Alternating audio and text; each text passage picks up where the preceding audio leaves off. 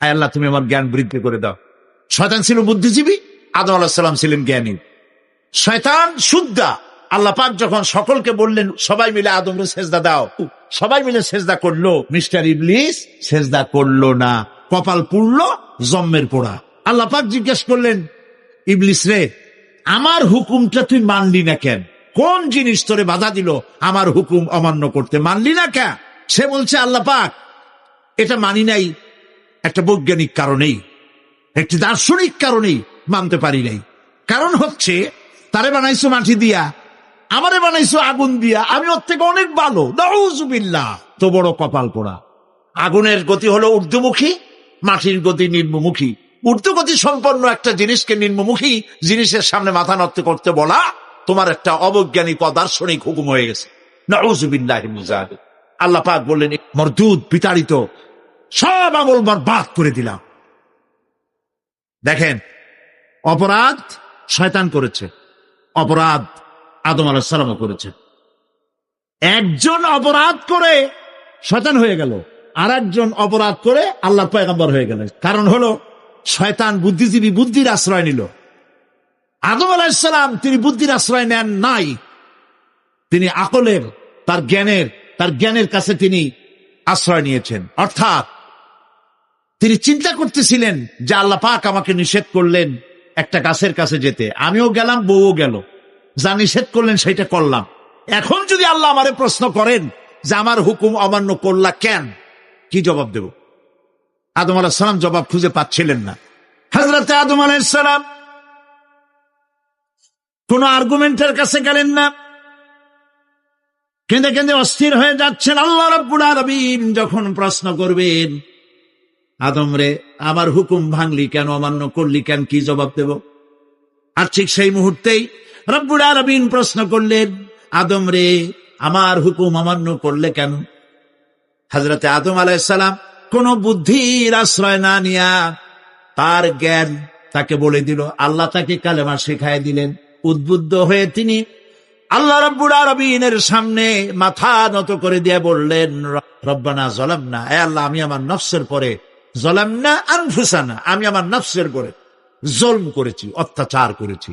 ওয়া ইন লাম তাগফির লানা, তুমি যদি আমাকে ক্ষমা না করো। জ্ঞান কত দেখেন, শুধু ক্ষমা চান নাই, বলেছেন তুমি যদি আমাকে ক্ষমা না করো, ওয়া তারহামনা, আর যদি দয়া না করো, লানাকুনান্না মিনাল খাসিরিন, আমি ক্ষতিগ্রস্ত হয়ে যাব। রাজি হন নাই? আল্লাহ রাব্বুল আলামিন হযরত আদম আলাইহিস সালামকে শুধু ক্ষমা করলেন না, ক্ষমাও করলেন, আর নবীর মর্যাদা দিয়ে আল্লাহ রাব্বুল আলামিন দুনিয়া পাঠাইয়া দিলেন।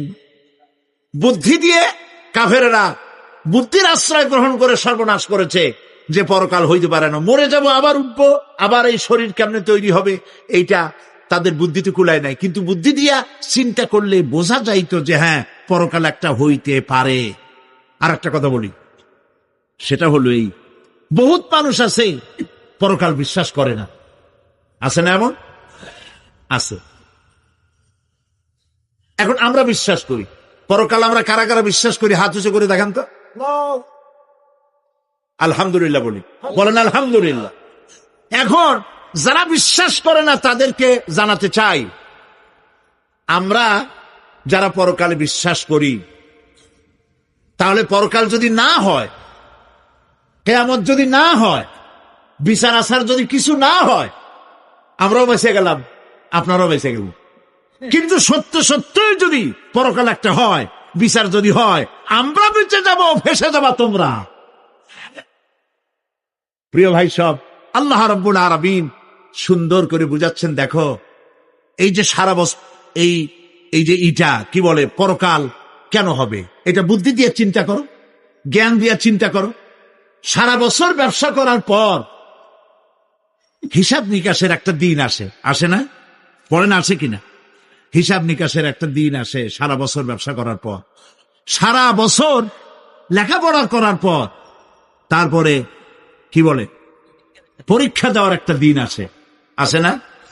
তো সারা জীবন আপনি এখানে কাজবাজ করবেন, এখানে আপনি ভালো করলেন মন্দ করলেন, এর কোনো জবাব হবে না, বিচার হবে না। এটা পাগলে চিন্তা করতে পারে, আর পাগলেরা চিন্তা করে বলেই তারা বলে পাগলেরই এটা কথা, মাটির পুতুল যেমনে নাচায় তেমনে নাচি, পুতুলের কি দোষ?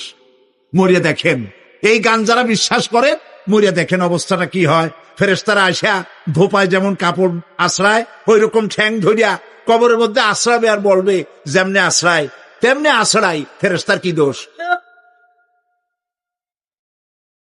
কাজে এই পৃথিবী শেষ কথা নয়, মৃত্যু অবধারিত, মরা লাগবে না। এবার দেখেন আল্লাহ কি বলেন, আল্লাযী খালাকাল মাউতা ওয়াল হায়াতা লিয়াবলুয়াকুম আইয়ুকুম আহসানু আমালা।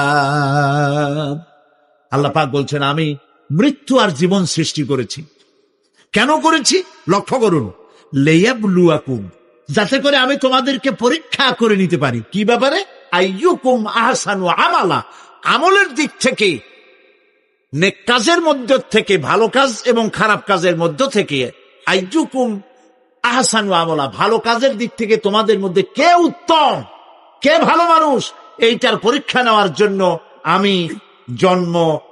আমি মৃত্যু আর জন্মের সৃষ্টি করেছি। প্রিয় ভাই সব খুব লক্ষ্য করুন, জন্ম আর মৃত্যু, জন্ম হলে মৃত্যু হবেই, না হবে না। এই যে একটা ডিউরেশন, একটি সময়, এই সময়টা হলো পরীক্ষার সময়। আমরা যারা পড়াশোনা করেছি, আপনারা পড়াশোনা করেছেন নিশ্চয়ই, কলেজে অথবা হাই স্কুল অথবা মাদ্রাসায় প্রতি বছর একটা করে পরীক্ষা আসে না পরীক্ষা? এই পরীক্ষার ডিউরেশন কত সময়? 3 ঘন্টা। কয় ঘন্টা বলে?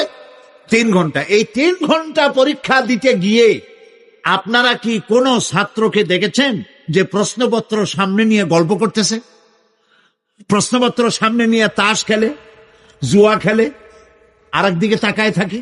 প্রতিটি মুহূর্ত সে কাজে লাগাচ্ছে, প্রতি মুহূর্ত কাজে লাগাচ্ছে। 3 ঘন্টা পুরা হওয়া, 2 ঘন্টার মধ্যে পরীক্ষা তার শেষ হয়ে গেছে, কিন্তু সে চলে যাচ্ছে না, বাকি আরো 1 ঘন্টা আধা ঘন্টা রিভাইজ করতেছে। সে যা যা পরীক্ষা দিয়েছিল প্রশ্ন অনুযায়ী জবাবগুলি ঠিক হয়েছে কিনা সে মিলাই দেখে। কারণ কি? কারণ হলো এই পরীক্ষা যদি ফেল করি, বাপ মায়ের কষ্ট করা পয়সাগুলি বিফলে চলে যাবে, আমি চাকরি পাবো না, আমার জীবনটা 1 বছরের জন্য নষ্ট হয়ে যাবে। এই জন্য সে এত খাটাখাটনি করে পরীক্ষায় ভালো ফল করার জন্য সে পরীক্ষা দেয়, এবং পরীক্ষার রেজাল্ট এই পৃথিবীতেই হয়। ঠিক কিনা বলে?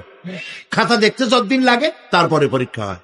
খুব লক্ষ্য করুন, আমাদেরও একটা পরীক্ষা চলতেছে এই পৃথিবীতে, সকলে। ওইটা শিক্ষাঙ্গনের পরীক্ষা, এটা জীবনের পরীক্ষা। এই যে ওর পরীক্ষার ডিউরেশন, সময়কাল 3 ঘন্টা, আর আমাদের পরীক্ষার, সমস্ত মানুষের পরীক্ষার সময়কাল হলো জন্ম থেকে শুরু করে মৃত্যু পর্যন্ত। এর মধ্যে বালেগ হওয়া পর্যন্ত সময়টা কনসিডারেবল, ক্ষমার যোগ্য। 15 বছর 12 বছর বালেগ হইতে যে কয় বছর লাগছে, এইটা যা করছেন যা বলছেন সব মাপ। কিন্তু বালেগ হওয়ার পরের থেকে নিয়ে মৃত্যু পর্যন্ত যা যা করবেন সমস্ত কাজের হিসাব আল্লাহর কাছে দিতে হবে।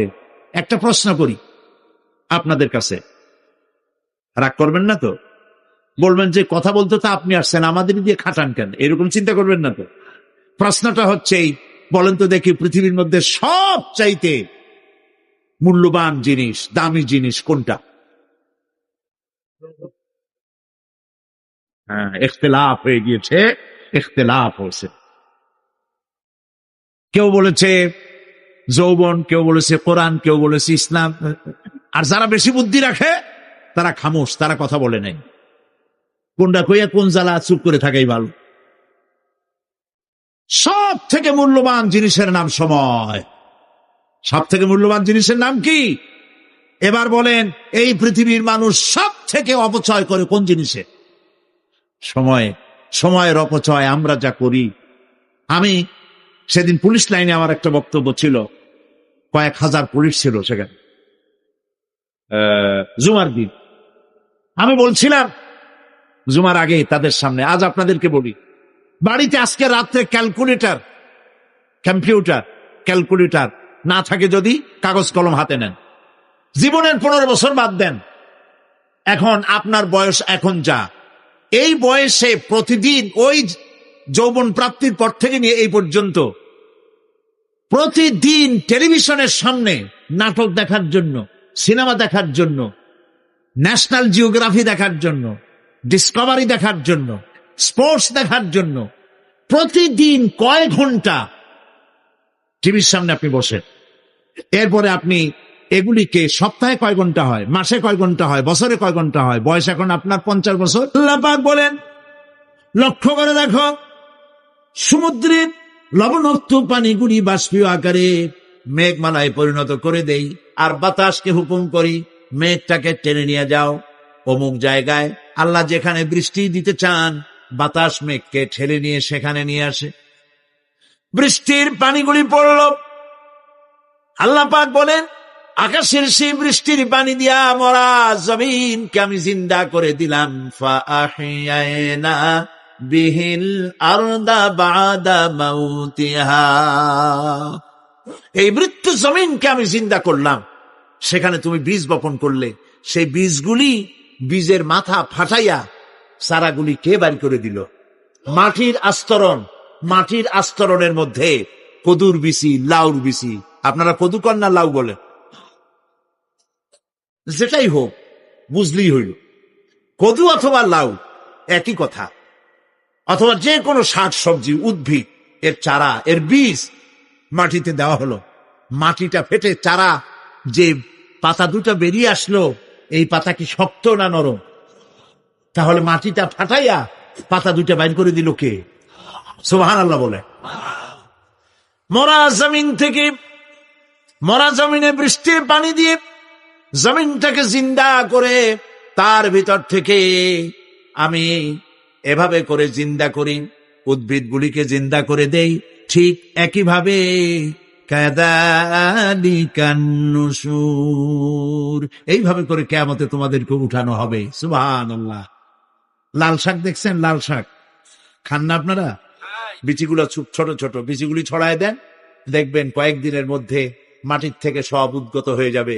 আল্লাহ পাক এই পৃথিবীতে আমাদের সৃষ্টি করেছিলেন, কবরের মধ্যে আমরা চলে যাব। সে কবর কি, হাসর কি, ইত্যাদি বলবো ইনশাআল্লাহ ধীরে ধীরে। তো মাটির ভিতর থেকে এই গাছগুলি, চারাগুলি যেভাবে উদ্গত হয়, আল্লাহ পাক বলছেন এইভাবে করে আমি তোমাদেরকে জিন্দা করব, আবার উঠাবো, এতে কোনো সন্দেহ নাই। সুবহানাল্লাহ। রব্বুল আলামিন দৃষ্টান্ত দিয়ে বুঝাচ্ছেন, আলাম ইয়াকুন নুতফাতাম মিন মানিয়্যিন ইউমনা সুম্মা কানা আলাকাতান ফাখালাকা ফাসাওয়া ফাজআলা মিনহু যাওজাইনি যাকারা ওয়াল উনসা। আল্লাহ পাক বলেন, মানুষকে নিকৃষ্টতম মাতৃগর্ভে নিক্ষিপ্ত এক ফোঁটা পানি ছিল না, আমি তার থেকে আকার আকৃতি দিয়ে সুগঠিত করে মানুষের আকার দান করেছি। আর মায়ের পেটের ভিতরে আমি নারী আর পুরুষ বানাইছি, কন্যা সন্তান এবং পুত্র সন্তান বানাইছি। সুবহানাল্লাহ। এখন মানুষে কয় যে আমরাও পারি। এই যে ক্লোনিং সিস্টেম একটা শুরু হয়েছে, শুনছেন আপনারা? কথা না কইলে বুঝি কি? ক্লোনিং পদ্ধতি। এটি ক্লোনিং পদ্ধতি, বিজ্ঞানীরা যারাই কাজটা করতেছে, তারা বিশ্ব সভ্যতাকে বিনষ্ট করার একটি মারাত্মক কাজে তারা হাত দিয়েছে। ক্লোনিং পদ্ধতিতে যে যা কিছু তৈরি হয়, এর আগে ভেড়ার বাচ্চা হয়েছে, ছাগলের বাচ্চা বানাইছে, সেগুলি তার মায়ের মতোই হয়েছে অথবা পিতার মতো হয়েছে। পিতার ডিএনএ নিয়ে একটা পুরুষ জাতীয় জন্তুর ডিএনএ অথবা স্ত্রী জাতীয় একটি জন্তুর ডিএনএ নিয়ে তারপরে বিশেষ প্রক্রিয়ার মাধ্যমে সন্তান, এই বাচ্চা উৎপাদনের ব্যবস্থা তারা শুরু করেছে পশু দিয়ে। এরপরে মানুষ এভাবে করা যায় কিনা সেই চিন্তা তারা করেছে। ইতিমধ্যে নাকি 2টো বাচ্চা হয়েছে, এটা সত্য না মিথ্যা এখনো যাচাই করা যায় নাই। কিন্তু পশুর থেকে যেগুলো হয়েছে সবগুলি রোগ নিয়ে আসছে পৃথিবীতে, গেল 1 নম্বর কথা। 2 নম্বরে ডিএনএর মাধ্যমে যে মানব শিশু পয়দা হয়, তার সবগুলি তার মায়ের অনুকরণে হয়। একেবারে অবিকল মায়ের চেহারা নিয়ে আসতেছে, অবিকল পিতার চেহারা নিয়ে আসতেছে। চিন্তা করুন, এই মেয়ে যখন বয়স প্রাপ্তা হবে, তখন তার পিতা কি করে বুঝবে তার বউ কোনটা আর মেয়ে কোনটা? কথা শুনতেছেন? পিতার অবিকল চেহারা নিয়ে একটা সন্তান আসলো। এখন সন্তান বড় হয়েছে, তার মা কি করে বুঝবে যে আমার স্বামী আসছেন, আমার ছেলে আসছে? মানুষের এই হাজার হাজার crore crore million billion trillion মানুষ আল্লাহ পাক সৃষ্টি করেছেন এই পৃথিবীতে, একটা মানুষের চেহারার সাথে আর একটা মানুষের মিল না। গলার আওয়াজেরও মিল নাই। যতই নকল করার চেষ্টা করুক একজন আর একজনের, ধরা পড়েই। ঠিক কিনা কন? ধরা পড়বেই। গলার আওয়াজের যদি মিল থাকতো কি হইতো? এই যে মাহফিল আসছেন আপনার ওয়াজ শুনতে, বউ আছে বাড়ি, আপনার অবিকল আপনার আওয়াজের মতো একজন, গলার আওয়াজ ঠিক একই রকম, আপনার ঘরের দরজা কাছে যেয়ে বলতো, শুনছো আমি আসছি, দরজা খুলে দাও। তারপর দরজা খুললে কি হইতো চিন্তা করেন? সুবহানাল্লাহ বলবেন না? সুতরাং ক্লোনিং পদ্ধতিতে যারা মানুষ বানাবার চেষ্টা করছে, বিশ্ব সভ্যতাকে ধ্বংস করার জন্য, নৈতিকতার বাঁধকে ভেঙে দিয়ে পৃথিবীকে জেনা ব্যভিচারের একটি বিশাল একটি জাহান্নামে পরিণত করার জন্য তারা এই চেষ্টা চালাচ্ছে। উচিত হবে পৃথিবীর সমস্ত নেতৃবৃন্দ, বিশ্ব নেতৃবৃন্দের ঐক্যবদ্ধ হয়ে এই দুঃসাহসিক কাজকে বাধা দিয়ে বন্ধ করে দেওয়া উচিত। আল্লাহর সৃষ্টির সাথে পাল্লা দিতে গেলে ধ্বংস ছাড়া পথ থাকবে না। লক্ষ্য করেছেন? আপনি সাক্ষী দিলে আজ এক সাক্ষী দেবেন, কালকে বলবেন যে ওই সাক্ষী আমি দেইনি। আজকে সই করেছেন, কালকে বলবেন ওই সই আমি করি নাই। কিন্তু আল্লাহ রাব্বুল আলামিন আপনার ফিঙ্গারপ্রিন্ট, আপনার আঙ্গুলের ছাপ এমন করে দিয়েছেন, এই আঙ্গুল দিয়ে যদি কাগজের উপর একটা টিপ মারেন, টিপ সই করেন, আপনার বাবা কবর থেকে উঠে এসেও বলতে পারবে না যেটা আপনার না। আদম আলাইহিস সালাম থেকে নিয়ে আজ পর্যন্ত, আজ থেকে নিয়ে কিয়ামত পর্যন্ত যত মানুষ পৃথিবীতে এসেছে আর আসবে, কোন মানুষের আঙ্গুলের রেখার সঙ্গে আর একজন আঙ্গুলের রেখার মিল হবে না। এ হচ্ছে আমার আল্লাহর সৃষ্টি। সুবহানাল্লাহ। সুতরাং তিনি বলছেন, আমি মাতৃগর্ভের ভিতরে সন্তান তৈরি করি, সেই সন্তানকে কোনটা কন্যা সন্তান, কোনটা পুত্র সন্তান আমি বানাই। এই কাজটা যিনি পারেন, এবার দেখেন সামনে কি বলতেছেন আল্লাহ। এই কাজটি যিনি করতেছেন, আলাইসা যালিকা বিকাদিরিন আলা আইয়ুহিয়াল মাউতা। এত বড় কাজ যিনি সম্পাদন করেছেন, এক ফোঁটা নাপাক পানি, এক ফোঁটা নিকৃষ্ট গান্দা পানি যা শরীর থেকে নির্গত হলে পরে গোসল ফরজ হয়ে যায়, এমন এক ফোঁটা পানি দিয়ে তোমার জন্মের উৎপত্তি করেছি, আকার দিলাম, হাত দিলাম, পাও দিলাম, চোখ দিলাম, সুন্দর করে বানালাম, তারপরে পৃথিবীতে পাঠালাম। এরপরে তুমি কি করে মনে করতে পারো যে সেই আল্লাহ তোমার মৃত্যুর পরে আবার জিন্দা করতে পারবে না? আলাইসা যালিক, আল্লাহ পাক কি তোমাকে মৃত্যুর পরে, আলাইসা যালিকা বিকাদিরিন, আল্লাহ পাকের পক্ষে এটা কি সম্ভব নয় যে তোমার মৃত্যুর পরে আল্লাহ আবার চিন্তা করবেন? বলেন অবশ্যই পারবেন, বলেন অবশ্যই পারবেন।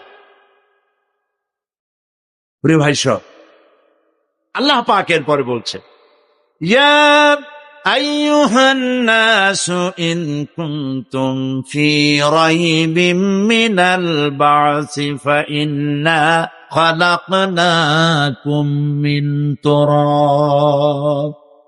হে মানব সকল, যদি সন্দেহ হয় যে আমি তোমাদের পরকাল সম্পর্কে, যদি পুনরুত্থান সম্পর্কে যদি তোমাদের সন্দেহ হয়, জানা থাকা উচিত আমি তোমাদেরকে মাটি দিয়ে সৃষ্টি করেছি, মাটির উপকরণ দিয়ে সৃষ্টি করেছি। এই মাটির সাথে মিশে যাবা, আবার উঠানো হবে। মাটিতে কবরের মধ্যে মুর্দা রাখার সময় কি বলি আমরা? মিনহা খালাকনাকুম ওয়া ফিহা নুঈদুকুম। পড়েন সবাই, মিনহা খালাকনাকুম ওয়া ফিহা নুঈদুকুম ওয়া মিনহা নুখরিজুকুম তারাতান উখরা। মাতৃগর্ভের ভিতরে মানুষকে আল্লাহ রাব্বুল আলামিন হাত পাও চক্ষু কর্ণনাসিকা দিয়ে সুন্দর করে মায়ের পেটের ভিতরে বানায়া এই পৃথিবীতে আল্লাহ পাক পাঠায় দেন। আর আল্লাহ পাক বলেন, সুম্মা নুখরিজুকুম তিফলা, বাচ্চার আকারে মায়ের পেট থেকে বের করে দিলাম। যে আল্লাহ রাব্বুল আলামিন এইভাবে করে তোমাদেরকে সৃষ্টি করেন। যালিকা বিআন্নাল্লাহা হুয়াল হক, জেনে রাখো এসব কিছু এই জন্যই ঘটে যেহেতু আল্লাহ রাব্বুল আলামিন আল্লাহ তাআলা মহা সত্য, তিনি যা বলেন তাও সত্য, তার কথার মধ্যে কোনো রকমের বৈপরীত্য নাই। ব্যারোমিটার যন্ত্র আছে, যে যন্ত্রের মাধ্যমে আবহাওয়া মাপা হয়, বৃষ্টি হবে কি হবে না, ঝড় হবে কি হবে না, জলোচ্ছ্বাস হবে কি হবে না, এগুলি ব্যারোমিটার যন্ত্র দিয়া, আবহাওয়া মাপা যন্ত্র দিয়ে তারা মাপে। কিন্তু আপনারা কি কখনো শুনেছেন যে রেডিও টেলিভিশনে বলা হয়েছে সন্দ্বীপ, কুতুবদিয়া, হাতিয়া, সেন্ট মার্টিন এবং বাঁশখালী, আর কি কোন দু একটার নাম, কক্সবাজার, পতেঙ্গা ইত্যাদির উপর দিয়ে 280 মাইল স্পিডে ঝোড়ো হাওয়া প্রবাহিত হবে। আগামীকাল 30 ফিট উঁচু হয়ে জলোচ্ছ্বাস হবে, এরকম কথা বলে কেউ? কি বলে? হইতে পারে, বজ্র সহ বৃষ্টিপাত হতে পারে। এবার কোরআন শরীফ দেখুন তো, কোরআন শরীফে কোথাও আছে পরকাল হইলেও হইতে পারে, কবর আযাব এটাও হয়তো হইতে পারে, জান্নাত আর জাহান্নাম থাকতেও পারে, এরকম কথা আছে না। সব কথা ডাইরেক্ট, কোন কথার ভিতরে কোন রকমের বৈপরীত্য নাই। আল্লাহ রাব্বুল আলামিন বলেছেন ইযাস সামাউ ফাতারাত, আকাশ সমূহ যখন বিদীর্ণ হয়ে যাবে, ওয়া ইযাল কাওয়াকিবু তাসারাত, আর যখন তারকা সমূহ বিক্ষিপ্ত হয়ে পড়বে, ওয়া ইযাল কুবুরু বুসিরাত, আর যখন কবরের ভিতরে যা কিছু আছে সব উদ্গীরণ করে দেওয়া হবে। সমস্ত কথাগুলি ডাইরেক্ট। যালিকা বিআন্নাল্লাহা হুয়াল হক, যেহেতু আল্লাহ মহাসত্য। ওয়া মান আসদাকু মিনাল্লাহি কিলা, আর আল্লাহর চাইতে সত্যবাদী আর কে আছে? বলেন আছে কেউ? সে আল্লাহ রাব্বুল আলামিন বলেন, এত কিছু কাজ, এত সুন্দর ব্যবস্থাপনা করে যিনি করেন, ওয়া আন্নাহু ইউহিল মাউতা ওয়া আন্নাহু আলা কুল্লি শাইইন কাদির, সে আল্লাহ রাব্বুল আলামিন তোমাদেরকে তোমাদের মৃত্যুর পরে আবার জিন্দা করবেন, এতে সন্দেহ করার কোনো কারণ নাই।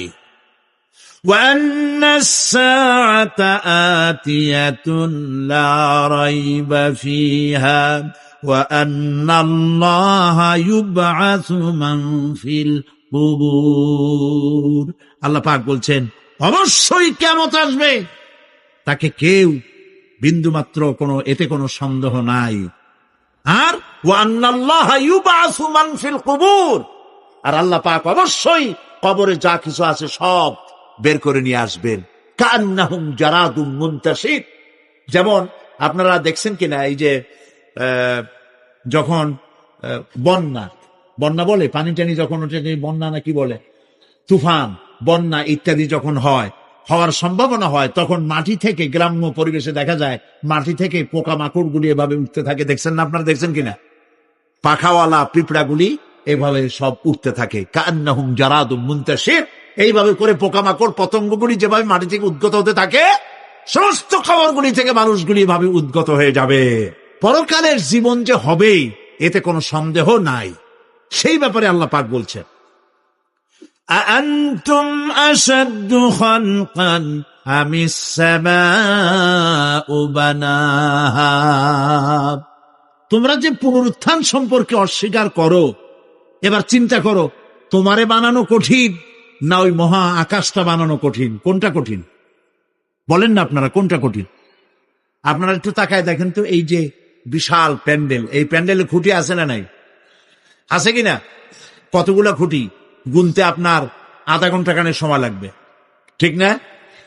এই একটা প্যান্ডেল বানাতে যদি এতগুলি খুঁটি লাগে, তাহলে বিশাল আকাশে যদি এইরকম খুঁটি লাগতো আকাশটারে ঝুলায় রাখার জন্য, তাহলে চিন্তা করেন তো, খুঁটির জ্বালায় গাড়ি চালানো যাইতো? আছে কোনো খুঁটি? জোরে বলেন, আছে? নাই।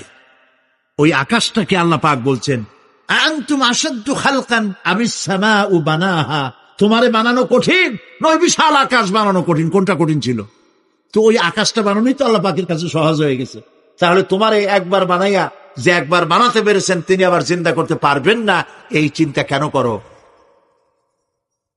আল্লাহ রাব্বুল আলামিন কোরআনে কারীমের ভিতরে পরিষ্কার করে বলেছেন, ওরা বলে, কাফের বেঈমানেরা বলে, ক্বালা মান ইউহয়িল ইযামা ওয়া হিয়া রামীম, আমাদের হাড় গোড় যখন পচে যাবে, গলে যাবে, কে আমাদের জিন্দা করবে?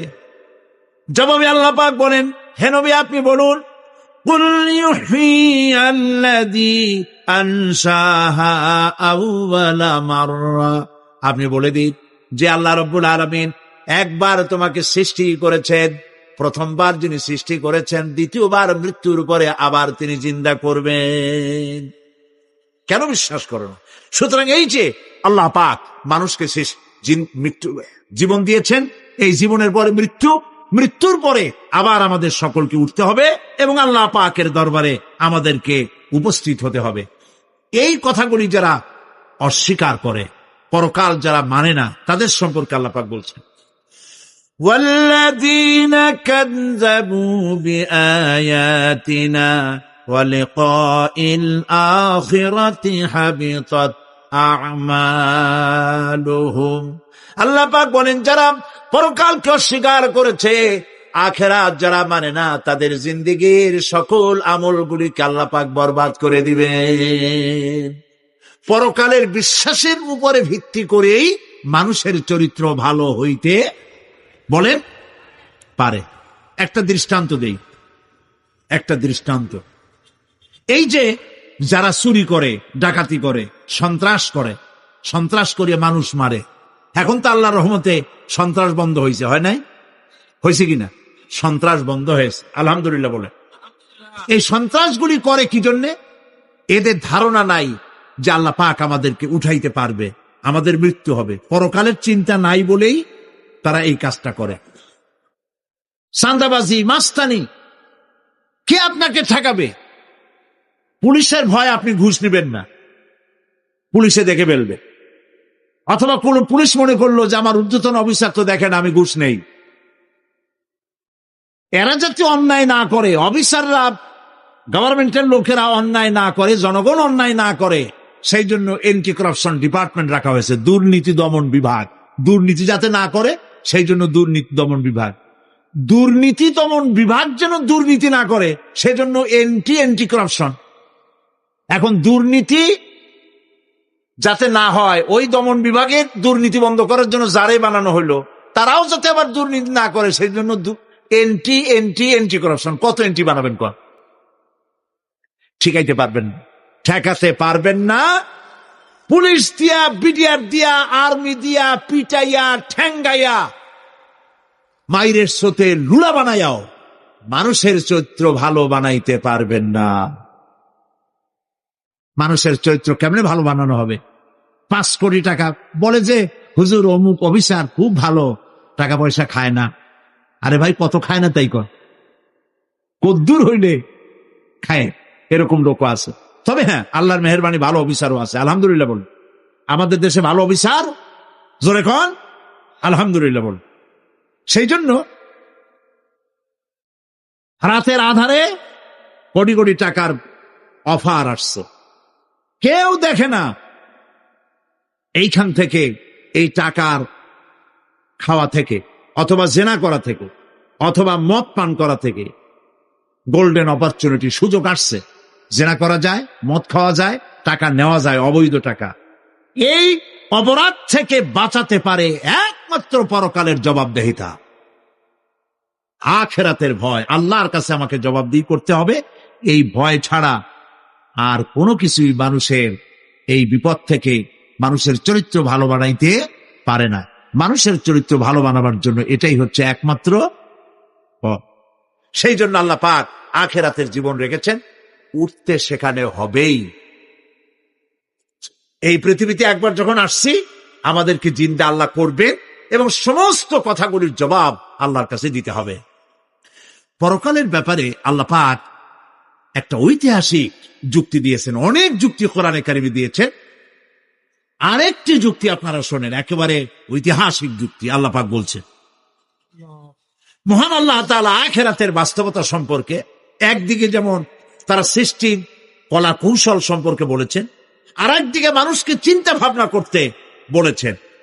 চিন্তা ভাবনা করে দেখো, কালের সাক্ষী, কালের পুঞ্জীভূত সাক্ষী গ্রহণ করো, দেখো যে পরকাল হবে কিনা, এই আল্লাহ পাক কিয়ামতে তোমাদেরকে উঠাতে সক্ষম কিনা। আল্লাহ রাব্বুল আলামিন বলেন, ওয়াত্তুর ওয়া কিতাবিম মাসতুর ফি রাক্কিম মানশুর ওয়াল বাইতিল মা'মুর ওয়াস সাকফিল মারফুর ওয়াল বাহরিল মাসজুর ইন্না আযাবা রাব্বিকা লাওয়াকি' মা লাহু মিন দাফি'। সূরা তুর। আল্লাহ পাক বলছেন, তুর পাহাড়ের শপথ, তুর পাহাড়ের শপথ, সেই প্রকাশ্য পবিত্র গ্রন্থের শপথ যা লিপিবদ্ধ রয়েছে মুসলিম ঝিল্লিতে, চর্ম ঝিল্লিতে লিপিবদ্ধ রয়েছে। আরো শপথ বাইতুল মামুরের, আরো শপথ সুউচ্চ আকাশে, আরো শপথ উচ্ছ্বাসিত তরঙ্গায়িত সমুদ্রে। নিশ্চয়ই সেই আযাব আসবে, আযাব মানে কিয়ামত, সেই পরকাল অবশ্যই আসবে। মা লাহু মিন দাফি', এই শাস্তি থেকে, এই কিয়ামত আসা থেকে, এই কিয়ামত সংগঠিত হওয়া থেকে রোধ করার মতো ক্ষমতা কারো নাই। সুবহানাল্লাহ। এখন আল্লাহ পাক তুর পাহাড়ের কসম করছেন। তুর পর্বত হচ্ছে সেই পর্বতের কথাই ধরা যাক, যেখানে একটি ঐতিহাসিক পর্বত, হযরতে মূসা আলাইহিস সালামকে আল্লাহ রাব্বুল আলামিন যেখানে নবুয়তের শিরস্থান পড়িয়ে দিয়েছিলেন, তুর পাহাড়ের ভিতরে। অতুর সিনিন, তুর পাহাড়ের কসম আল্লাহ পাক বলছেন। এবং খোদায়ের আল্লাহ রাব্বুল আলামিনের সঙ্গে বিরোধিতা করার কারণে ফেরাউনকে এই তুর পাহাড়ের কাছে লোহিত সাগরের মধ্যে, দরিয়ায় নীলের মধ্যে আল্লাহ পাক ডুবিয়ে মেরেছিলেন। এবং নির্যাতিত বনী ইসরাইলকে শাস্তি দেওয়ার চূড়ান্ত সিদ্ধান্ত এই তুর পাহাড়েই আল্লাহ পাক দিয়েছিলেন। আল্লাহ বলছেন, আমি সেই তুর পাহাড়ের কসম করি। ওয়া কিতাবিম মাসতুর, এবং পবিত্র গ্রন্থের শপথ, যেই গ্রন্থগুলি নাজিল হয়েছে নবীদের উপরে, ইনজিল, তাওরাত, জাবুর, কোরআন, এই কিতাবগুলির কসম করি। সুবহানাল্লাহ। কোরআনের কসম করি, আল্লাহ পাক বলছেন, এই কিতাবগুলির কসম করছি। তুর পাহাড়ের কসম করছি, কিতাবগুলির কসম করছি। ওয়াল বাইতুল মা'মুর, আর বাইতুল মা'মুরের কসম করছি। সেটা কি? আকাশের প্রত্যেকটি আকাশে একটি করে বাইতুল মা'মুর আছে। ওই আকাশের ফেরেশতারা এই বাইতুল মা'মুরকে কেন্দ্র করে আল্লাহ রাব্বুল আলামিনকে সেজদা দেয়। আল্লাহ পাক হযরত আদম আলাইহিস সালামকে বলেছিলেন, একটি ঘর বানাও, বাইতুল মা'মুরের নিচে বানাও। তিনি বললেন, আমি তো জানি না বাইতুল মা'মুর কোথায়। হযরত জিবরাইলকে পাঠানো হলো। বাইতুল মা'মুর আকাশের যেখানে আছে, ঠিক সেই সোজা বর্তমানে মক্কা শরীফে যে কাবা শরীফ যা আছে, অবিকল আল্লাহ পাকের আকাশে বাইতুল মা'মুর যেখানে, তার সরাসরি নিচেই কাবা শরীফ স্থাপিত হয়েছে। আল্লাহ রাব্বুল আলামিন বলছেন, আমি এই বাইতুল মা'মুরের কসম করছি। এরপরে আল্লাহ পাক বলছেন যে ফেরেশতারা যে বাইতুল মা'মুরকে তাওয়াফ করে এবং আল্লাহ পাকের ইবাদত করে, সেই বাইতুল মা'মুরের কসম। ওয়াস সাকফিল মারফু, সুউচ্চ আকাশের কসম। এই আকাশ আল্লাহ পাক সৃষ্টি করেছেন বিগাইরে আমাদিন, কোন রকমের কোন খুঁটি ছাড়াই। সুবহানাল্লাহ বলি আমরা। এই বিশাল আকাশ সম্পর্কে ওই যে বুদ্ধিজীবী যারা, কোরআনের জ্ঞান যাদের কাছে নাই, তারা বলে যে আকাশ বলতে কিছু নাই, ওইটা একটা নীলা নীলা, বহুত দূর, সেই জন্য নীলা নীলা দেখা যায়। এই পৃথিবী সম্পর্কেও তাদের ধারণা, এই পৃথিবীও কিছু না, এটা হলো ওই যে কি বলে, সূর্যের কাছের থেকে একটা উজ্জ্বল জ্যোতিষ্ক খুব ফোর্সে যাচ্ছিল, এই ফোর্স সহ্য করতে না পেরে সূর্যের একটি অংশ মহাশূন্যের উপরে ছিটকে পড়ল, ঘুরতে ঘুরতে পৃথিবীর আকার ধারণ করেছে। এই হলো ওদের ধারণা, অ্যাক্সিডেন্টের মাধ্যমে নাকি এই পৃথিবী হয়েছে। মূল কথা হলো, এইভাবে করে যদি কোনো একটা গ্রহ উজ্জ্বল জ্যোতিষ্ক যাওয়ার কারণে পৃথিবী হয়ে থাকে, তাহলে এখন তো পৃথিবীতে মানুষ ধরতেছে না, মানুষ তো অনেক বেশি বেড়ে গেছে। তাহলে আর একটা জ্যোতিষ্ক দয়া করে সূর্যের পাশ দিয়ে যাইয়া আর একটা খণ্ড হালাই দিয়া আর একটা পৃথিবী বানায় না কেন? প্রিয় ভাই সব, আল্লাহ পাক বলছেন ওয়াসাকফিল মারফু, আমি এই বিশাল আকাশের কসম করি। সুবহানাল্লাহ। এরপরে ওয়াল বাহরিল মাসজুর, পৃথিবীতে প্রবাহিত উচ্ছ্বসিত তরঙ্গায়িত সমুদ্র রাজির কসম করি। সুবহানাল্লাহ। আচ্ছা বলেন তো, এই পৃথিবী এর নিচে কি? এই পৃথিবীর নিচে কি? এই পৃথিবী মহাশূন্যের উপরে ঘুরছে। লক্ষ্য করেন আল্লাহর কত বড় শক্তি। আটলান্টিক মহাসাগর কোথায় বলতে পারবেন না? এই পৃথিবীতে।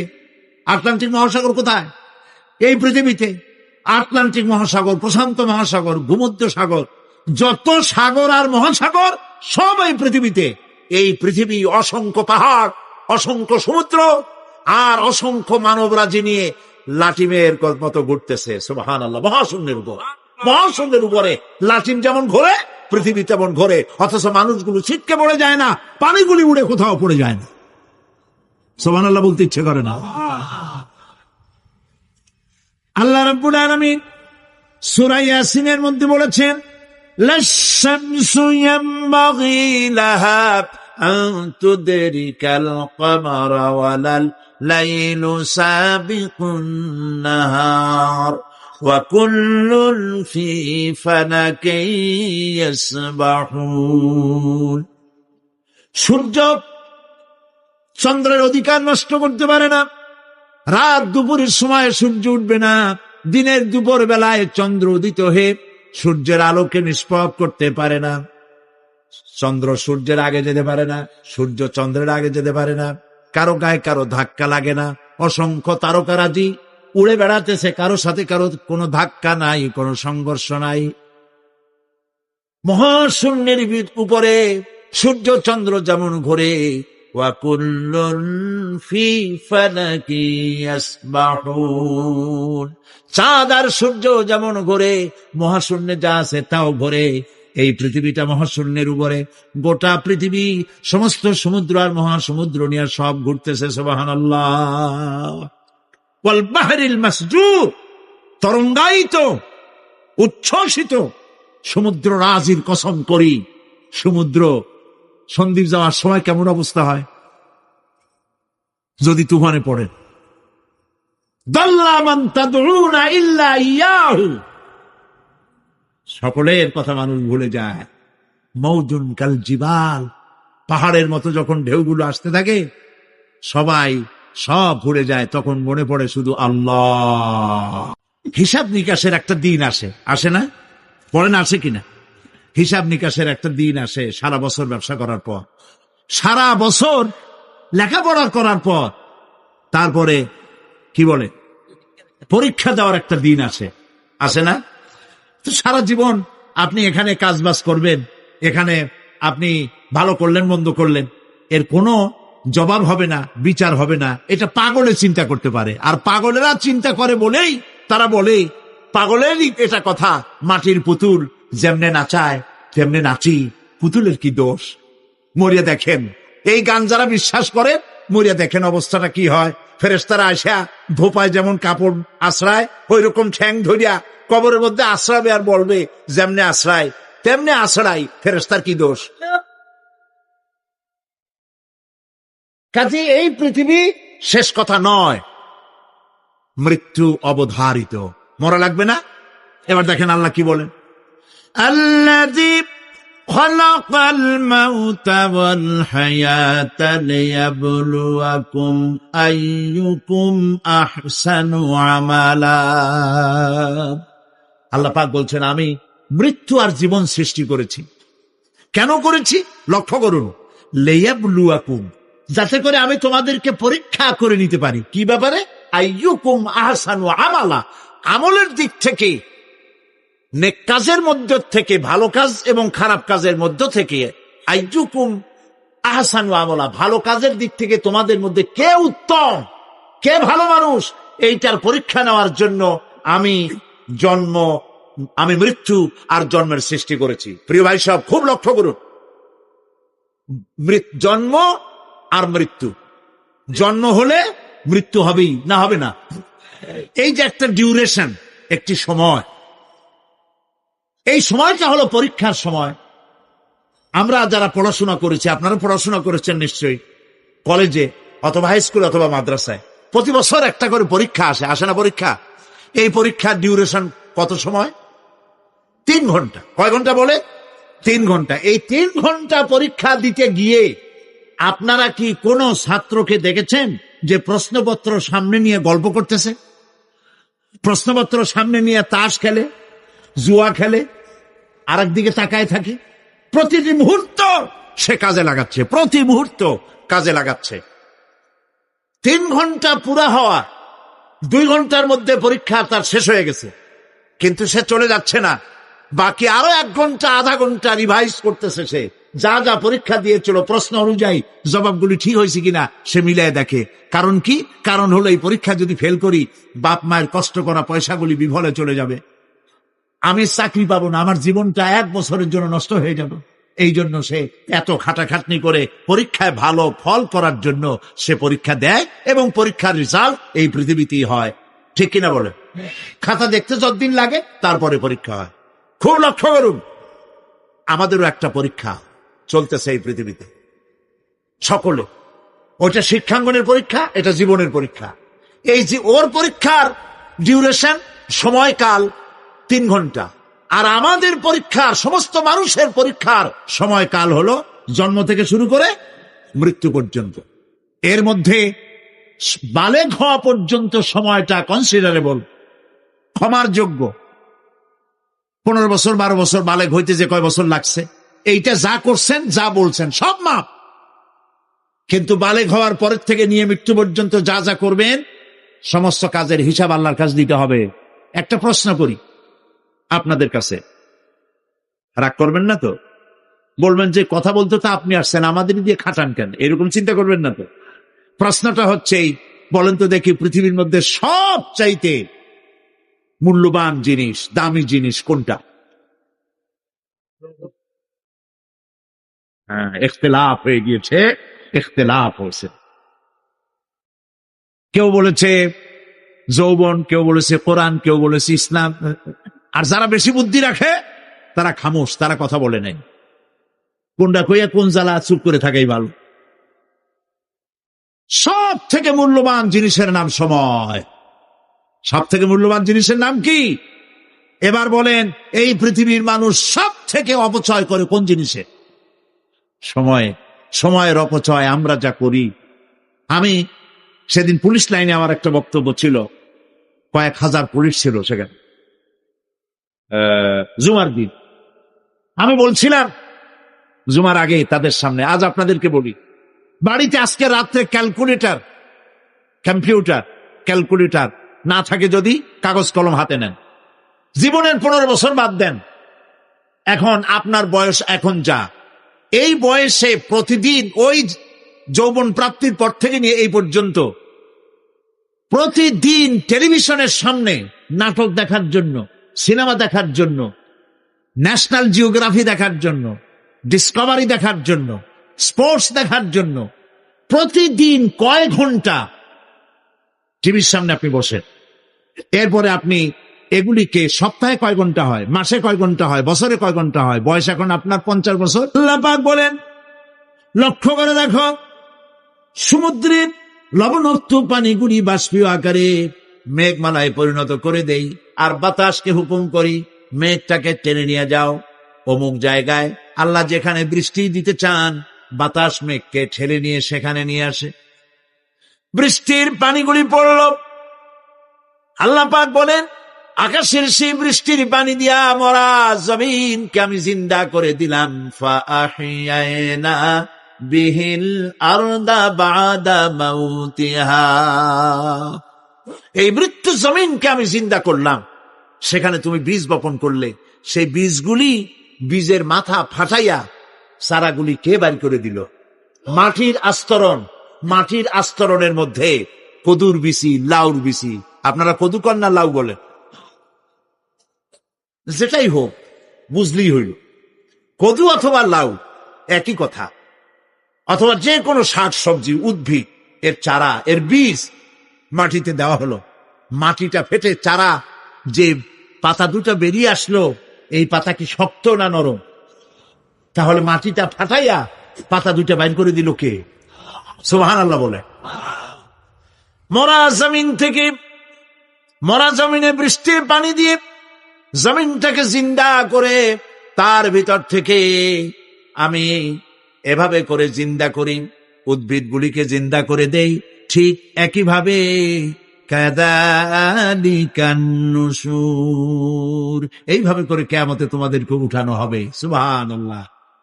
লাল শাক দেখছেন? লাল শাক খান না আপনারা? বিচিগুলো ছোট ছোট, বিচিগুলি ছড়ায় দেন, দেখবেন কয়েকদিনের মধ্যে মাটির থেকে সব উদ্গত হয়ে যাবে। আল্লাহ পাক এই পৃথিবীতে আমাদের সৃষ্টি করেছিলেন, কবরের মধ্যে আমরা চলে যাব। সে কবর কি, হাসর কি, ইত্যাদি বলবো ইনশাআল্লাহ ধীরে ধীরে। তো মাটির ভিতর থেকে এই গাছগুলি, চারাগুলি যেভাবে উদ্গত হয়, আল্লাহ পাক বলছেন এইভাবে করে আমি তোমাদেরকে জিন্দা করব, আবার উঠাবো, এতে কোনো সন্দেহ নাই। সুবহানাল্লাহ। রব্বুল আলামিন দৃষ্টান্ত দিয়ে বুঝাচ্ছেন, আলাম ইয়াকু নুতফাতাম মিন মানিয়্যিন ইউমনা সুম্মা কানা আলাকাতান ফাখালাকা ফাসাওয়া ফাজআলা মিনহু যাওজাইনি যাকারা ওয়াল উনসা। আল্লাহ পাক বলেন, মানুষকে নিকৃষ্টতম মাতৃগর্ভে নিক্ষিপ্ত এক ফোঁটা পানি ছিল না, আমি তার থেকে আকার আকৃতি দিয়ে সুগঠিত করে মানুষের আকার দান করেছি। আর মায়ের পেটের ভিতরে আমি নারী আর পুরুষ বানাইছি, কন্যা সন্তান এবং পুত্র সন্তান বানাইছি। সুবহানাল্লাহ। এখন মানুষে কয় যে আমরাও পারি। এই যে ক্লোনিং সিস্টেম একটা শুরু হয়েছে, শুনছেন আপনারা? কথা না কইলে বুঝি কি? ক্লোনিং পদ্ধতি। এটি ক্লোনিং পদ্ধতি, বিজ্ঞানীরা যারাই কাজটা করতেছে, তারা বিশ্ব সভ্যতাকে বিনষ্ট করার একটি মারাত্মক কাজে তারা হাত দিয়েছে। ক্লোনিং পদ্ধতিতে যে যা কিছু তৈরি হয়, এর আগে ভেড়ার বাচ্চা হয়েছে, ছাগলের বাচ্চা বানাইছে, সেগুলি তার মায়ের মতোই হয়েছে অথবা পিতার মতো হয়েছে। পিতার ডিএনএ নিয়ে একটা পুরুষ জাতীয় জন্তুর ডিএনএ অথবা স্ত্রী জাতীয় একটি জন্তুর ডিএনএ নিয়ে তারপরে বিশেষ প্রক্রিয়ার মাধ্যমে সন্তান, এই বাচ্চা উৎপাদনের ব্যবস্থা তারা শুরু করেছে পশু দিয়ে। এরপরে মানুষ এভাবে করা যায় কিনা সেই চিন্তা তারা করেছে। ইতিমধ্যে নাকি দুটো বাচ্চা হয়েছে, এটা সত্য না মিথ্যা এখনো যাচাই করা যায় নাই। কিন্তু পশুর থেকে যেগুলো হয়েছে সবগুলি রোগ নিয়ে আসছে পৃথিবীতে, গেল 1 নম্বর কথা। 2 নম্বরে ডিএনএর মাধ্যমে যে মানব শিশু পয়দা হয়, তার সবগুলি তার মায়ের অনুকরণে হয়। একেবারে অবিকল মায়ের চেহারা নিয়ে আসতেছে, অবিকল পিতার চেহারা নিয়ে আসতেছে। চিন্তা করুন, এই মেয়ে যখন বয়স প্রাপ্ত হবে, তখন তার পিতা কি করে বুঝবে তার বউ কোনটা আর মেয়ে কোনটা? কথা শুনতেছেন? পিতার অবিকল চেহারা নিয়ে একটা সন্তান আসলো, এখন সন্তান বড় হয়েছে, তার মা কি করে বুঝবে যে আমার স্বামী আসছেন, আমার ছেলে আসছে? মানুষের এই হাজার হাজার crore crore million billion trillion মানুষ আল্লাহ পাক সৃষ্টি করেছেন এই পৃথিবীতে। একটা মানুষের চেহারার সাথে আর একটা মানুষের মিল না, গলার আওয়াজেরও মিল নাই। যতই নকল করার চেষ্টা করুক একজন আর একজনের, ধরা পড়েই। ঠিক কিনা কন? ধরা পড়বেই। গলার আওয়াজের যদি মিল থাকতো কি হইতো? এই যে মাহফিল আসছেন আপনার ওয়াজ শুনতে, বউ আছে বাড়ি, আপনার অবিকল আপনার আওয়াজের মতো একজন, গলার আওয়াজ ঠিক একই রকম, আপনার ঘরের দরজা কাছে যেয়ে বলতো, শুনছো আমি আসছি, দরজা খুলে দাও। তারপর দরজা খুললে কি হইতো চিন্তা করেন। সুবহানাল্লাহ বলবেন না?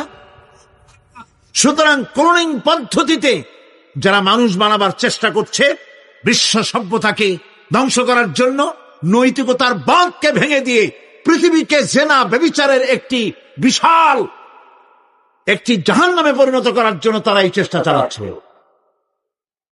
উচিত হবে পৃথিবীর সমস্ত নেতৃবৃন্দ, বিশ্ব নেতৃবৃন্দের ঐক্যবদ্ধ হয়ে এই দুঃসাহসিক কাজকে বাধা দিয়ে বন্ধ করে দেওয়া উচিত। আল্লাহর সৃষ্টির সাথে পাল্লা দিতে গেলে ধ্বংস ছাড়া পথ থাকবে না। লক্ষ্য করেছেন? আপনি সাক্ষী দিলে আজ এক সাক্ষী দেবেন, কালকে বলবেন যে ওই সাক্ষী আমি দেইনি। আজকে সই করেছেন, কালকে বলবেন ওই সই আমি করি নাই। কিন্তু আল্লাহ রাব্বুল আলামিন আপনার ফিঙ্গারপ্রিন্ট, আপনার আঙ্গুলের ছাপ এমন করে দিয়েছেন, এই আঙ্গুল দিয়ে যদি কাগজের উপর একটা টিপ মারেন, টিপ সই করেন, আপনার বাবা কবর থেকে উঠে এসেও বলতে পারবে না যেটা আপনার না। আদম আলাইহিস সালাম থেকে নিয়ে আজ পর্যন্ত, আজ থেকে নিয়ে কিয়ামত পর্যন্ত যত মানুষ পৃথিবীতে এসেছে আর আসবে, কোন মানুষের আঙ্গুলের রেখার সঙ্গে আর একজন আঙ্গুলের রেখার মিল হবে না। এ হচ্ছে আমার আল্লাহর সৃষ্টি। সুবহানাল্লাহ। সুতরাং তিনি বলছেন, আমি মাতৃগর্ভের ভিতরে সন্তান তৈরি করি, সেই সন্তানকে কোনটা কন্যা সন্তান, কোনটা পুত্র সন্তান আমি বানাই। এই কাজটা যিনি পারেন, এবার দেখেন সামনে কি বলতেছেন আল্লাহ। এই কাজটি যিনি করতেছেন, আলাইসা যালিকা বিকাদিরিন আলা আইয়ুহিয়াল মাউতা। এত বড় কাজ যিনি সম্পাদন করেছেন, এক ফোঁটা নাপাক পানি, এক ফোঁটা নিকৃষ্ট গান্দা পানি যা শরীর থেকে নির্গত হলে পরে গোসল ফরজ হয়ে যায়, এমন এক ফোঁটা পানি দিয়ে তোমার জন্মের উৎপত্তি করেছি, আকার দিলাম, হাত দিলাম, পাও দিলাম, চোখ দিলাম, সুন্দর করে বানালাম, তারপরে পৃথিবীতে পাঠালাম। এরপরে তুমি কি করে মনে করতে পারো যে সেই আল্লাহ তোমার মৃত্যুর পরে আবার জিন্দা করতে পারবে না? আলাইসা যালিক, আল্লাহ পাক কি তোমাকে মৃত্যুর পরে, আলাইসা যালিকা বিকাদিরিন, আল্লাহ পাকের পক্ষে এটা কি সম্ভব নয় যে তোমার মৃত্যুর পরে আল্লাহ আবার চিন্তা করবেন? বলেন অবশ্যই পারবেন, বলেন অবশ্যই পারবেন। প্রিয় ভাই সব, আল্লাহ পাকের পরে বলছে, ইয়া আইয়ুহান নাসু ইন কুনতুম ফি রাইবিম মিনাল বা'সি ফাইন্না খালাকনাকুম মিন তুরাব। হে মানব সকল, যদি সন্দেহ হয় যে আমি তোমাদের পরকাল সম্পর্কে, যদি পুনরুত্থান সম্পর্কে যদি তোমাদের সন্দেহ হয়, জানা থাকা উচিত আমি তোমাদেরকে মাটি দিয়ে সৃষ্টি করেছি, মাটির উপকরণ দিয়ে সৃষ্টি করেছি। এই মাটির সাথে মিশে যাবা, আবার উঠানো হবে। মাটিতে কবরের মধ্যে মুর্দা রাখার সময় কি বলি আমরা? মিনহা খালাকনাকুম ওয়া ফিহা নুঈদুকুম। পড়েন সবাই, মিনহা খালাকনাকুম ওয়া ফিহা নুঈদুকুম ওয়া মিনহা নুখরিজুকুম তারাতান উখরা। মাতৃগর্ভের ভিতরে মানুষকে আল্লাহ রাব্বুল আলামিন হাত পাও চক্ষু কর্ণনাসিকা দিয়ে সুন্দর করে মায়ের পেটের ভিতরে বানায়া এই পৃথিবীতে আল্লাহ পাক পাঠায় দেন। আর আল্লাহ পাক বলেন, সুম্মা নুখরিজুকুম তিফলা, বাচ্চার আকারে মায়ের পেট থেকে বের করে দিলাম। যে আল্লাহ রাব্বুল আলামিন এইভাবে করে তোমাদেরকে সৃষ্টি করেন। যালিকা বিআন্নাল্লাহা হুয়াল হক। জেনে রাখো, এসব কিছু এই জন্যই ঘটে যেহেতু আল্লাহ রাব্বুল আলামিন, আল্লাহ তাআলা মহাসত্য। তিনি যা বলেন তাও সত্য, তার কথার মধ্যে কোনো রকমের বৈপরীত্য নাই। ব্যারোমিটার যন্ত্র আছে, যে যন্ত্রের মাধ্যমে আবহাওয়া মাপা হয়, বৃষ্টি হবে কি হবে না, ঝড় হবে কি হবে না, জলোচ্ছ্বাস হবে কি হবে না, এগুলি ব্যারোমিটার যন্ত্র দিয়া, আবহাওয়া মাপা যন্ত্র দিয়ে তারা মাপে। কিন্তু আপনারা কি কখনো শুনেছেন যে রেডিও টেলিভিশনে বলা হয়েছে সন্দ্বীপ, কুতুবদিয়া, হাতিয়া, সেন্ট মার্টিন এবং বাঁশখালী, আর কি কোন দু একটার নাম, কক্সবাজার, পতেঙ্গা ইত্যাদির উপর দিয়ে 280 মাইল স্পিডে ঝোড়ো হাওয়া প্রবাহিত হবে। আগামীকাল 30 ফিট উঁচু হয়ে জলোচ্ছ্বাস হবে, এরকম কথা বলে কেউ? কি বলে? হইতে পারে, হইতে পারে, বজ্র সহ বৃষ্টিপাত হতে পারে। এবার কোরআন শরীফ দেখুন তো, কোরআন শরীফে কোথাও আছে পরকাল হইলেও হইতে পারে, কবর আযাব এটাও হয়তো হইতে পারে, জান্নাত আর জাহান্নাম থাকতেও পারে, এরকম কথা আছে? সব কথা ডাইরেক্ট, কোন কথার ভিতরে কোন রকমের বৈপরীত্য নাই। আল্লাহ রাব্বুল আলামিন বলেছেন ইযাস সামাউ ফাতারাত, আকাশ সমূহ যখন বিদীর্ণ হয়ে যাবে, ওয়া ইযাল কাওয়াকিবু তাসারাত, আর যখন তারকা সমূহ বিক্ষিপ্ত হয়ে পড়বে, ওয়া ইযাল কুবুরু বুসিরাত, আর যখন কবরের ভিতরে যা কিছু আছে সব উদ্গীরণ করে দেওয়া হবে। সমস্ত কথাগুলি ডাইরেক্ট। যালিকা বিআন্নাল্লাহা হুয়াল হক, যেহেতু আল্লাহ মহাসত্য। ওয়া মান আসদাকু মিনাল্লাহি কিলা, আর আল্লাহর চাইতে সত্যবাদী আর কে আছে? বলেন আছে কেউ? সে আল্লাহ রাব্বুল আলামিন বলেন, এত কিছু কাজ এত সুন্দর ব্যবস্থাপনা করে যিনি করেন, ওয়া আন্নাহু ইউহিল মাউতা ওয়া আন্নাহু আলা কুল্লি শাইইন কাদির, সে আল্লাহ রাব্বুল আলামিন তোমাদেরকে তোমাদের মৃত্যুর পরে আবার জিন্দা করবেন, এতে সন্দেহ করার কোনো কারণ নাই। وَأَنَّ السَّاعَةَ آتِيَةٌ لَا رَيْبَ فِيهَا وَأَنَّ اللَّهَ يُبْعَثُ مَنْ فِي الْقُبُورِ, আল্লাহ পাক বলছেন অবশ্যই কিয়ামত আসবে, তাকে কেউ বিন্দুমাত্র এতে কোনো সন্দেহ নাই। আর وَأَنَّ اللَّهَ يُبْعَثُ مَنْ فِي الْقُبُورِ, আর আল্লাহ পাক অবশ্যই কবরে যা কিছু আছে সব বের করে নিয়ে আসবেন। কান্নাহুম জারাদুম মুনতাশির, যেমন আপনারা দেখছেন কিনা এই যে যখন বন্যা বলে, পানি টানি যখন ওঠে, বন্যা না কি বলে, তুফান, বন্যা ইত্যাদি যখন হওয়ার সম্ভাবনা হয়, তখন মাটি থেকে, গ্রাম্য পরিবেশে দেখা যায় মাটি থেকে পোকামাকড়গুলি এভাবে উঠতে থাকে। দেখছেন না? আপনারা দেখছেন কিনা? পাখাওয়ালা পিঁপড়াগুলি এভাবে সব উঠতে থাকে। কান্নাহুম জারাদুম মুনতাশির, এইভাবে করে পোকামাকড় পতঙ্গগুলি যেভাবে মাটি থেকে উদ্গত হতে থাকে, সমস্ত খবরগুলি থেকে মানুষগুলি এভাবে উদ্গত হয়ে যাবে। পরকালের জীবন যে হবে এতে কোনো সন্দেহ নাই, সেই ব্যাপারে আল্লাহ পাক বলছেন, আআনতুম আশাদ্দু খালকান আমিস সামাউ বানাহা, তোমরা যে পুনরুত্থান সম্পর্কে অস্বীকার করো, এবার চিন্তা করো, তোমারে বানানো কঠিন না ওই মহা আকাশটা বানানো কঠিন? কোনটা কঠিন বলেন না আপনারা, কোনটা কঠিন? আপনারা একটু তাকায় দেখেন তো, এই যে বিশাল প্যান্ডেল, এই প্যান্ডেলে খুঁটি আছে না নাই? আছে কিনা? কতগুলা খুঁটি গুনতে আপনার আধা ঘন্টা খানে সময় লাগবে, ঠিক না? এই একটা প্যান্ডেল বানাতে যদি এতগুলি খুঁটি লাগে, তাহলে বিশাল আকাশে যদি এইরকম খুঁটি লাগতো আকাশটারে ঝুলায় রাখার জন্য, তাহলে চিন্তা করেন তো, খুঁটির জ্বালায় গাড়ি চালান যাইতো? আছে কোনো খুঁটি? জোরে বলেন, আছে? নাই। ওই আকাশটাকে আল্লাহ পাক বলছেন আনতুম আশাদ্দু খালকান আমিস সামাউ বানাহা, তোমারে বানানো কঠিন না ওই বিশাল আকাশ বানানো কঠিন? কোনটা কঠিন ছিল? তো ওই আকাশটা বানানোই তো আল্লাহ পাকের কাছে সহজ হয়ে গেছে।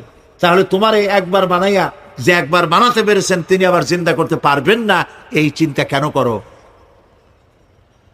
আল্লাহ রাব্বুল আলামিন কোরআনে কারীমের ভিতরে পরিষ্কার করে বলেছেন, ওরা বলে, কাফের বেঈমানেরা বলে, ক্বালা মান ইউহয়িল ইযামা ওয়া হিয়া রামীম, আমাদের হাড় গোড় যখন পচে যাবে, গলে যাবে, কে আমাদের জিন্দা করবে?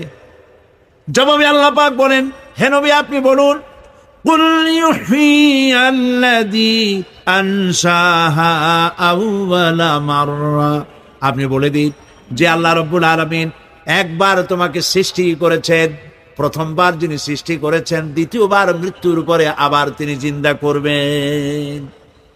কেন বিশ্বাস করো না? সুতরাং এই যে আল্লাহ পাক মানুষকে জীবন দিয়েছেন, এই জীবনের পরে মৃত্যু, মৃত্যুর পরে আবার আমাদের সকলকে উঠতে হবে এবং আল্লাহ পাকের দরবারে আমাদেরকে উপস্থিত হতে হবে।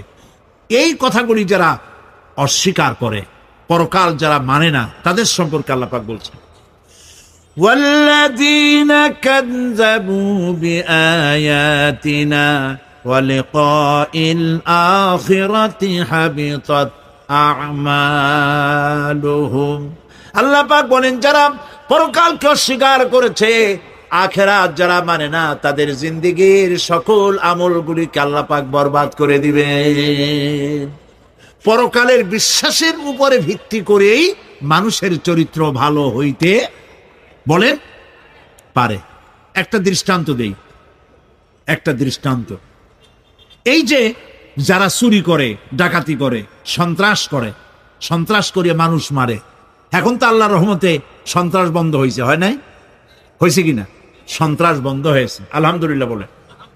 এই সন্ত্রাসগুলি করে কি জন্যে? এদের ধারণা নাই যে আল্লাহ পাক আমাদেরকে উঠাইতে পারবে, আমাদের মৃত্যু হবে। পরকালের চিন্তা নাই বলেই তারা এই কাজটা করে। চাঁদাবাজি, মাস্তানি, কে আপনাকে ঠেকাবে? পুলিশের ভয় আপনি ঘুষ নেবেন না, পুলিশে দেখে ফেলবে। অথবা কোন পুলিশ মনে করলো যে আমার ঊর্ধ্বতন অফিসার তো দেখেন আমি ঘুষ নেই। এরা যাতে অন্যায় না করে, অফিসাররা, গভর্নমেন্টের লোকেরা অন্যায় না করে, জনগণ অন্যায় না করে, সেই জন্য এন্টি করাপশন ডিপার্টমেন্ট রাখা হয়েছে, দুর্নীতি দমন বিভাগ। দুর্নীতি যাতে না করে সেই জন্য দুর্নীতি দমন বিভাগ। দুর্নীতি দমন বিভাগ যেন দুর্নীতি না করে সেজন্য এন্টি করাপশন। এখন দুর্নীতি যাতে না হয়, ওই দমন বিভাগের দুর্নীতি বন্ধ করার জন্য যারাই বানানো হলো, তারাও যাতে আবার দুর্নীতি না করে সেই জন্য এন্টি করাপশন। কত এন্টি বানাবেন? কর ঠিকাইতে পারবেন না, ঠেকাতে পারবেন না। পুলিশ দিয়া, বিডিআর দিয়া, আর্মি দিয়া পিটাইয়া, ঠ্যাঙ্গাইয়া, মাইরের স্রোতে লুলা বানাইয়াও মানুষের চরিত্র ভালো বানাইতে পারবেন না। মানুষের চরিত্র কেমনে ভালো বানানো হবে? 5 কোটি টাকা বলে যে হুজুর অমুক অফিসার খুব ভালো, টাকা পয়সা খায় না। আরে ভাই, কত খায় না তাই কর, কদ্দুর হইলে খায়, এরকম লোক আছে। তবে হ্যাঁ, আল্লাহর মেহেরবানি, ভালো অফিসারও আছে, আলহামদুলিল্লাহ বলুন। আমাদের দেশে ভালো অফিসার, জোরে কন আলহামদুলিল্লাহ বলুন। সেই জন্য রাতের আধারে কোটি কোটি টাকার অফার আসছে, কেউ দেখে না। এইখান থেকে, এই টাকার খাওয়া থেকে, অথবা জেনা করা থেকে, অথবা মদ পান করা থেকে গোল্ডেন অপরচুনিটি, সুযোগ আসছে। জেনা করা যায়, মদ খাওয়া যায়, টাকা নেওয়া যায়, অবৈধ টাকা। এই অপরাধ থেকে বাঁচাতে পারে একমাত্র পরকালের জবাবদেহিতা, আখিরাতের ভয়। আল্লাহর কাছে আমাকে জবাবদিহি করতে হবে, এই ভয় ছাড়া আর কোনো কিছুই মানুষের এই বিপদ থেকে মানুষের চরিত্র ভালো বানাইতে পারে না। মানুষের চরিত্র ভালো বানাবার জন্য এটাই হচ্ছে একমাত্র পথ। সেই জন্য আল্লাহ পাক আখিরাতের জীবন রেখেছেন। উঠতে সেখানে হবেই। এই পৃথিবীতে একবার যখন আসছি, আমাদেরকে জিন্দা আল্লাহ করবে এবং সমস্ত কথাগুলির জবাব আল্লাহর কাছে দিতে হবে। পরকালের ব্যাপারে আল্লাহ পাক একটা ঐতিহাসিক যুক্তি দিয়েছেন, অনেক যুক্তি কোরআনে কারিমে দিয়েছেন। আরেকটি যুক্তি আপনারা শোনেন, একেবারে ঐতিহাসিক যুক্তি। আল্লাহ পাক বলছেন, মহান আল্লাহ তাআলা আখিরাতের বাস্তবতা সম্পর্কে একদিকে যেমন তারা সৃষ্টির কলা কৌশল সম্পর্কে বলেছেন, আর একদিকে মানুষকে চিন্তা ভাবনা করতে বলেছেন। চিন্তা ভাবনা করে দেখো, কালের সাক্ষী, কালের পুঞ্জীভূত সাক্ষী গ্রহণ করো, দেখো যে পরকাল হবে কিনা, এই আল্লাহ পাক কিয়ামতে তোমাদেরকে উঠাতে সক্ষম কিনা। আল্লাহ রাব্বুল আলামিন বলেন, ওয়াত্তুর ওয়া কিতাবিম মাসতুর ফি রাক্কিম মানশুর ওয়াল বাইতিল মা'মুর ওয়াস-সাকফিল মারফুর। খোদায়ের আল্লাহ রাব্বুল আলামিনের সঙ্গে বিরোধিতা করার কারণে ফেরাউনকে এই তুর পাহাড়ের কাছে লোহিত সাগরের মধ্যে, দরিয়ায় নীলের মধ্যে আল্লাহ পাক ডুবিয়ে মেরেছিলেন এবং নির্যাতিত বনী ইসরাইলকে শাস্তি দেওয়ার চূড়ান্ত সিদ্ধান্ত এই তুর পাহাড়েই আল্লাহ পাক দিয়েছিলেন।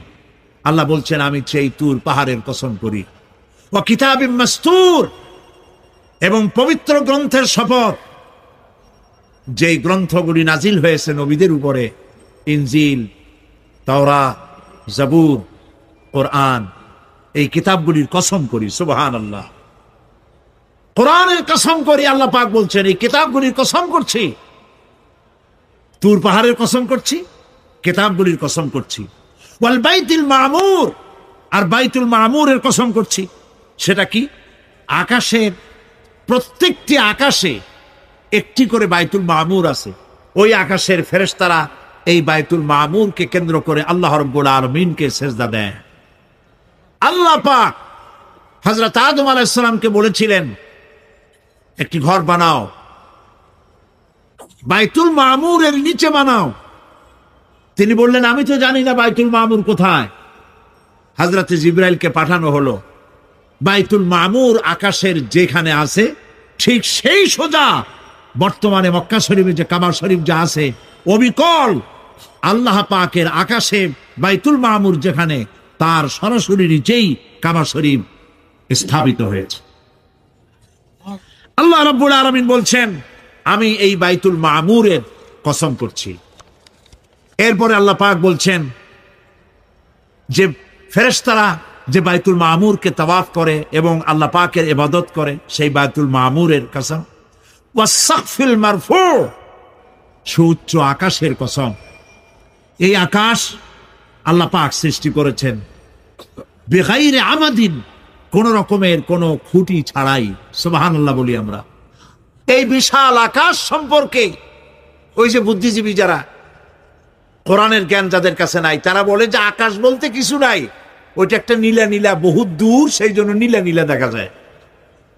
এই পৃথিবী সম্পর্কেও তাদের ধারণা এই পৃথিবীও কিছু না, এটা হলো ওই যে কি বলে, সূর্যের কাছের থেকে একটা উজ্জ্বল জ্যোতিষ্ক খুব ফোর্সে যাচ্ছিল, এই ফোর্স সহ্য করতে না পেরে সূর্যের একটি অংশ মহাশূন্যের উপরে ছিটকে পড়ল, ঘুরতে ঘুরতে পৃথিবীর আকার ধারণ করেছে।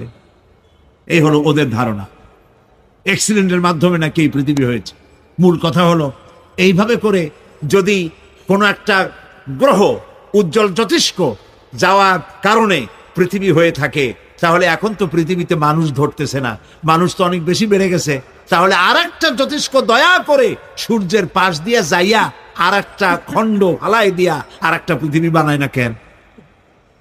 প্রিয় ভাই সব, আল্লাহ পাক বলছেন, ওয়াস-সাকফিল মারফু, আমি এই বিশাল আকাশের কসম করি।